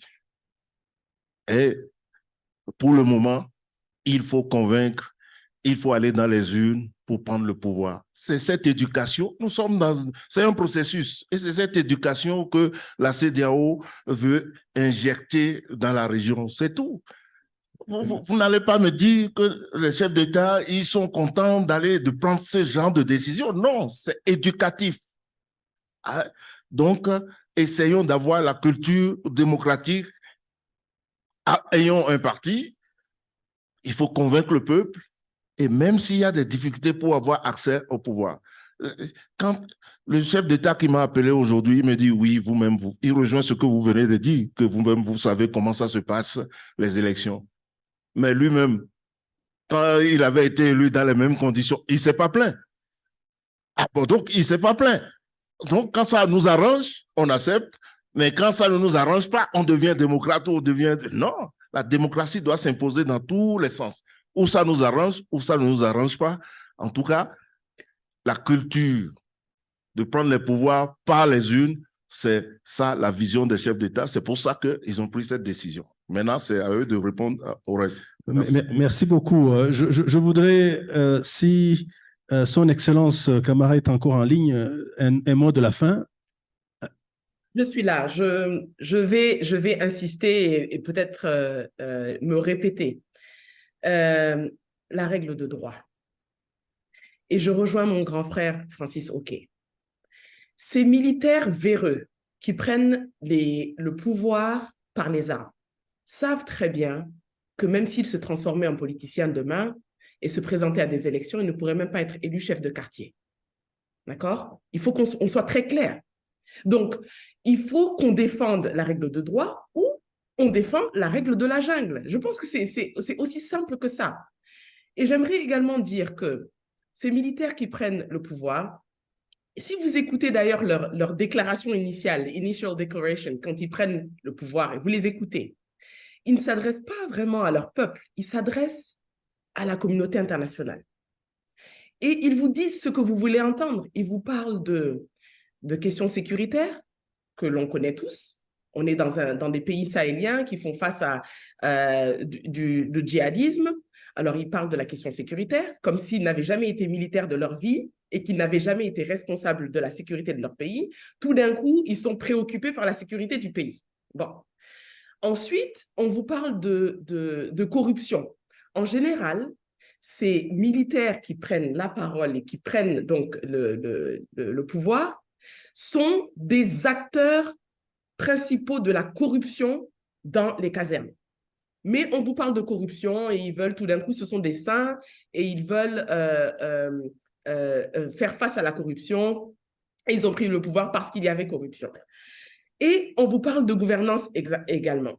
Mais gouvernance, encore une fois, gouvernance selon quelles règles? Vous êtes des militaires dont la responsabilité principale est de protéger les frontières de votre pays. Vous n'êtes même pas fichus de remplir vos propres responsabilités et vous pensez que du jour au lendemain, vous pouvez diriger un pays.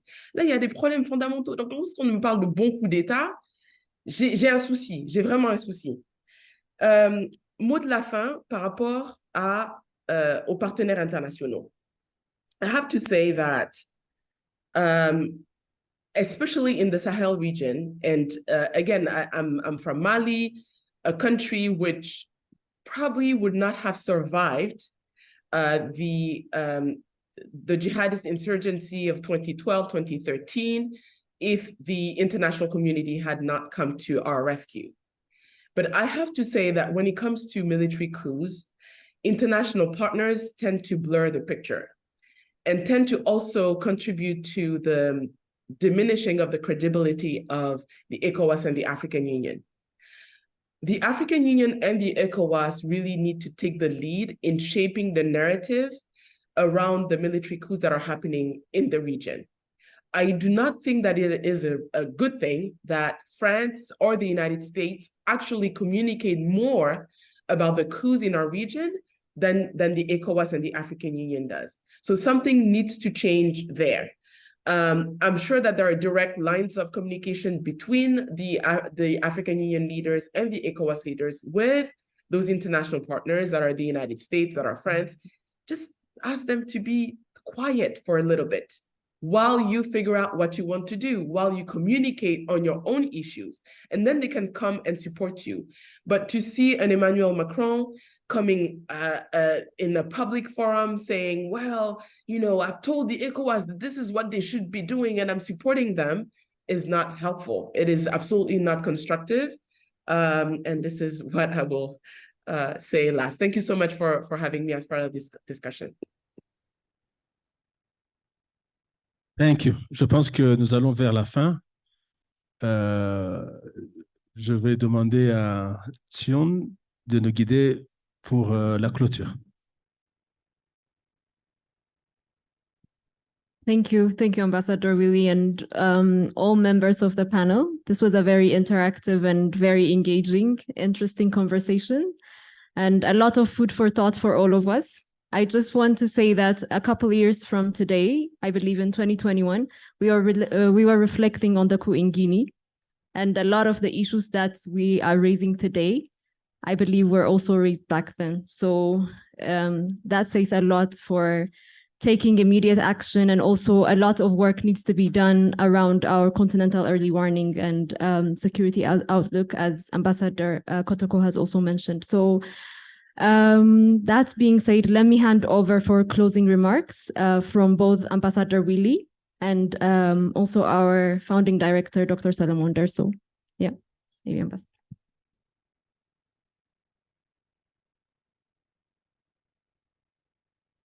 Merci beaucoup. Je pense que je ne ferai pas de closing remarks dans la forme connue de closing remarks. Je vais d'abord vous remercier pour votre disponibilité et surtout peut-être aussi dire ce que je retiens. La question qui est posée, est-ce que c'est le dernier coup? Je pense que la réponse, nous l'avons trouvée à travers les interventions. Ça risquerait de ne pas être le dernier coup. Et Dr. Jide nous a si bien rappelé, et j'étais dans la salle, quand nous étions à Nairobi, l'ancien président Obasanjo a dit bientôt un autre coup. Ce n'est pas parce qu'il était visionnaire, mais on peut facilement imaginer, déduire qu'il peut y avoir d'autres coups. Maintenant, ce que nous voyons, si le cadre normatif reste tel qu'il est, si on n'améliore pas, si on ne le révise pas, parce qu'il ne fait pas peur, il ne fait peur à personne. Les sanctions qui sont prises ne dérangent personne. Donc, les coups peuvent se produire, on se fout de ces sanctions. Donc, ça, c'est à revoir. Mais ce qui est important, c'est la vie des populations. Les conditions socio-économiques dans lesquelles vivent certaines populations les amènent à acclamer toute personne qui vient, entre guillemets, pour chasser ceux qui sont considérés comme les causes de leur malheur. Également, la bonne gouvernance. Si la bonne gouvernance n'est pas instaurée comme une règle, en définitive, comme l'a si bien dit son Excellence Camara, eh bien, si la corruption est là et que certains dirigeants ne parviennent pas à créer de bonnes conditions de bonne gouvernance, les peuples vont toujours acclamer ceux qu'ils considèrent comme des sauveurs qui viennent chasser les bandits, entre guillemets. Voilà, donc, en peu de mots, je pense que nous avons beaucoup appris. Ça risquerait de ne pas être le dernier coup. Nous devons tout faire pour que ce soit le dernier. Enfin, comme témoignage, je viens d'un pays qui a connu des coups d'État. Je pense que on a évoqué ici le coup d'État de 1996 au Burundi, et le Burundi, c'est le premier pays qui a été sanctionné à cause d'un coup d'État. Quand l'OIA a pris la mesure de ne plus tolérer les coups d'État, le premier pays, c'était le Burundi. Mais la question que les gens peuvent se poser, est-ce que l'Union africaine, notre organisation, les organisations régionales, les communautés économiques régionales, les mécanismes régionaux, est-ce que pour nous, la tolérance zéro, c'est contre les coups d'État ou c'est contre les faiseurs de coups d'État? La raison pour laquelle les sanctions touchent les populations et non pas ceux qui ont fait des coups d'État.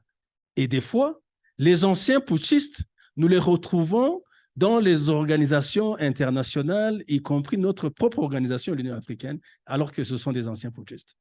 Et on leur déroule le tapis rouge.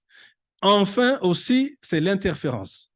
Si vous lisez le communiqué du CPS qui est sorti aujourd'hui, le paragraphe 14, le CPS, d'une manière explicite, s'inscrit en faux contre tout acteur ou tout pays extérieur au continent qui viendrait s'immiscer dans les affaires intérieures de nos États. Parce que les réseaux sociaux, comme l'a si bien dit ambassadeur Madeleine, les réseaux sociaux nous ont parlé d'ingérence, d'interférence, etc. L'ancienne ministre nous l'a rappelé. Je me souviens, avant d'être représentant permanent ici, j'étais à la présidence du Burundi. Je m'occupais des questions de presse, information et communication comme conseiller principal du président. Quand il y a eu un coup d'État au Burundi en 2015 et que l'Union africaine, à travers le CPS, voulait envoyer une force d'intervention qu'on appelait Maprobu au Burundi et qu'on essayait de rejeter et qui finalement n'a pas été accepté, eh bien, au mois de février 2016, sur la chaîne RFI et France 24, un dignitaire du gouvernement occidental a dit, je cite, « Nous avions demandé à l'Union africaine d'envoyer des troupes au Burundi, mais ça n'a pas été possible. » Donc, ça signifiait que l'envoi des troupes, ce n'était pas une décision de l'Union africaine, mais c'était une décision qui était dictée de l'extérieur du continent. L'ancien président de la Gambie, d'ailleurs, en a parlé dans une interview, il a dit « Nous avons bloqué ce projet parce qu'il voulait mettre en action et en œuvre une décision extérieure au continent. » Voilà, donc c'est pour vous dire, enfin, que nous avons appris, c'était un débat franc, ouvert, et je pense que nous tous ici, nous sortons édifiés. Je remercie Amani Africa d'avoir organisé ce panel. Je remercie tous les panélistes pour leur contribution à ce débat. Certes, la partie de débat aujourd'hui se termine dans la salle, mais elle se poursuivra et sur les réseaux sociaux et dans les contacts et les interactions actives entre nous. Je vous remercie.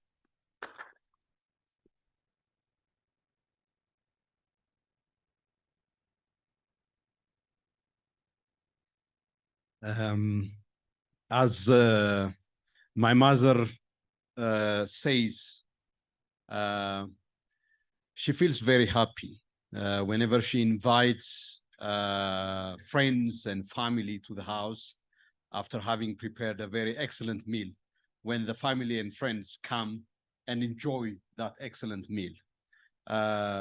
We in Amani Africa, and I'm sure I speak equally on behalf of Ambassador Willie and the Embassy of Burundi, prepared an excellent meal with the distinguished, excellent panelists, and you have all joined us to enjoy this excellent meal that we have prepared. And we feel deeply honored by your presence and your active participation and intervention. So thank you very much for all of you here in the room as well as online. I think I will, not repeat what has been said, but raise some reflections for takeaway. I think on the question of sanctions, if the African Union and regional economic communities are to be consistent, because they can't have it both ways. They can't say that we can impose generalized sanctions that punishes the general public on the continent, and then they go to the United Nations Security Council and say that, oh, the UN, please suspend or remove these sanctions because they are punishing the general public. Because you can't have it both ways. As far as sanctions is concerned, repeated pronouncements, including at the highest levels, at the level of heads of state and government of the Assembly of the Union, it has been said that collective sanctions that punish the public are not legitimate. That is why, for example, even the UN Security Council last year adopted a resolution carving out, including for purpose of terrorism and other situations, a space that facilitates, for example, humanitarian access for humanitarians, so that the general public would be spared of the consequence of sanctions. In Burundi in 1996, it was said, a lot of history really, about the blockade that Ambassador Kotoka made reference to and Ambassador Willie made reference to.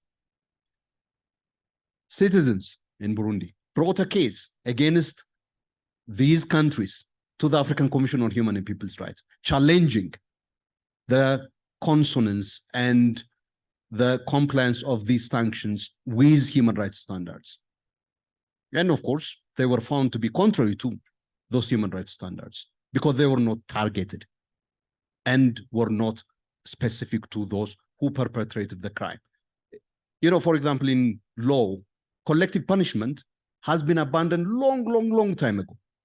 It's only those who commit a crime that bear the consequence of their crime, not their families, not their relatives. And the same applies with and should apply with respect to sanctions. And this brings us also to the question of decision-making. I think we have to reflect on how decisions are made at the level of REX, and whether, for example, the decision at the heads of state and government level in ECOWAS could have benefited from a much more consultative, a much more process-based engagement that builds on deliberations at a technical level first, then at a ministerial level, then at the heads of state level. It would have helped a great deal in avoiding some of the pushback that ECOWAS is facing, not just from the wider African Union members, but from ECOWAS citizens themselves. In Nigeria, we see in the media, in Ghana, we see, we hear, we get from the media.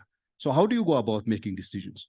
And of course, for the relationship between the African Union and REX, we are the principle of subsidiarity.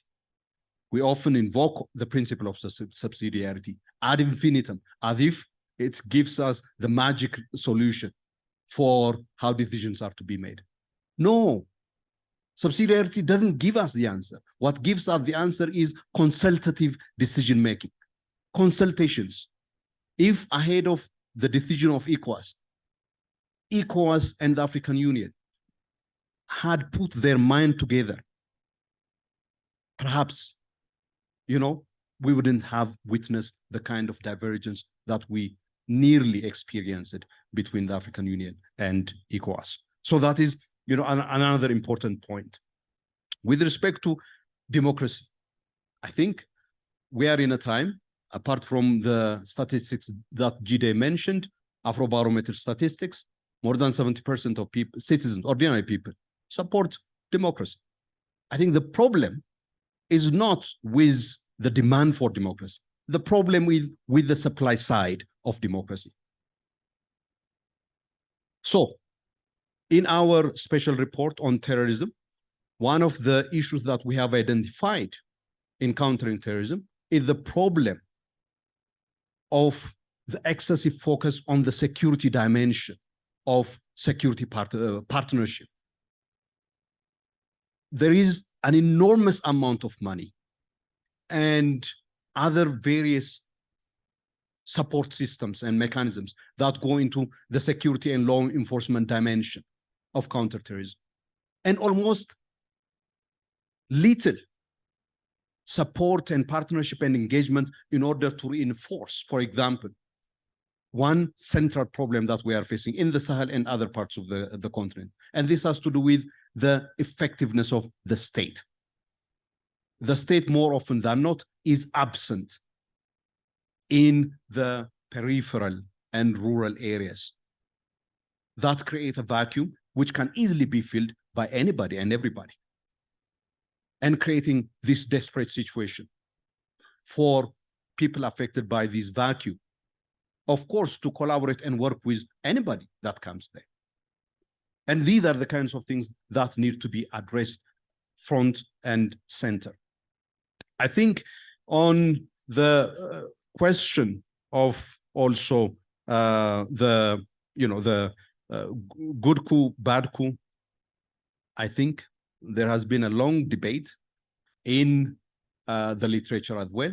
We have to find one evidence that actually demonstrates that coups, before they happen, they are good.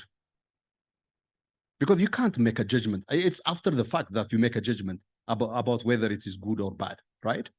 Depending on what kind of outcome follows.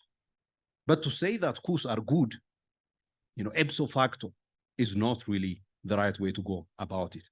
And in order to stop the coups and to make Niger the last coup, I fully agree with all that has been said by Ambassador Willie, Ambassador Francis, Ambassador Kotoko, Ambassador Kamara, and my dear brother Jide, that we need to address the factors that create the conditions for the military or some leaders in the military to take advantage of the situation and stage coups. Finally, the last point, ECOWAS, African Union, they can't promote democracy exclusively by relying on political and military elites in member states.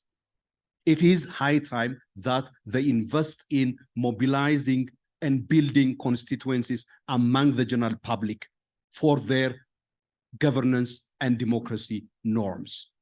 Without the support and the building of this constituency from among the public, their norms will ever remain vulnerable to the vagaries of political and military rulers.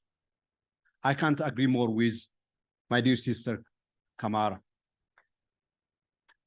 As ECOWAS was debating the situation in Niger, we have been hearing almost every hour tweets from the Secretary of State of the United States,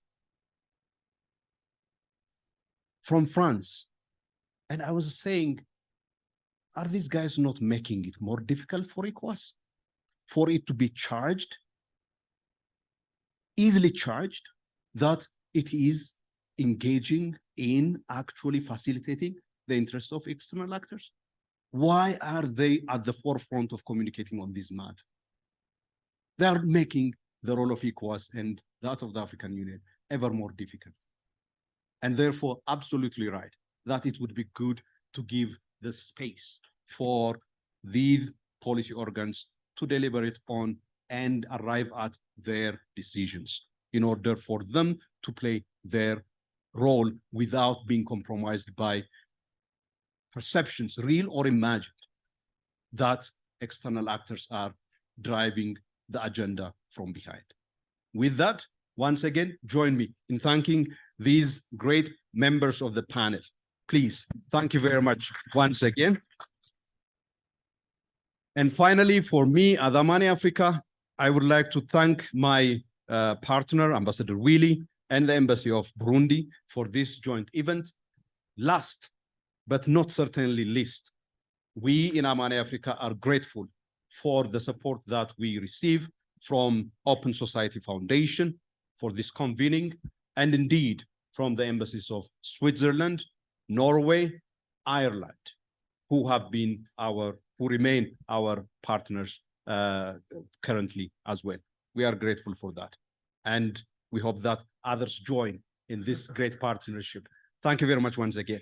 Please, there are drinks outside, and enjoy and continue with the conversation as Ambassador Willie said. Thank you.